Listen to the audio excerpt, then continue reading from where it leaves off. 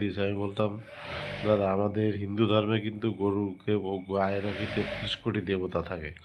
তা আমি একটু গরুর ঘরটা পরিষ্কার করে দিই আপনার, যে দেখি কিছুটা পুণ্য হয় নাকি।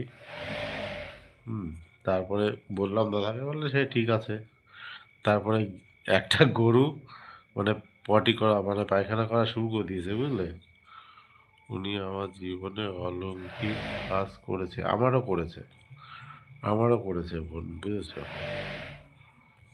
তা পায়খানা করছে বলে হাত পাতেন দেখি আপনার কিরম ভক্তি আছে। হ্যাঁ, গরুতে পায়খানা করছে, বুঝলেন? তা হাত পাতেন পিছনে, হাতে নেন। তা নিলাম আমি হাতে, দুহাত দিয়ে ধরে নিলাম। হ্যাঁ, বলে না সত্যি আপনার ভক্তি শ্রদ্ধা আছে, বলল। কেন? সেই গরুর পায়খানা আমি হাতে নিলাম, তারপরে গরুর ঘাট ঝাড় দিয়ে দিলাম, ধুয়ে ধুয়ে ঝাড় টাড় দিয়ে পরিষ্কার করে দিলাম।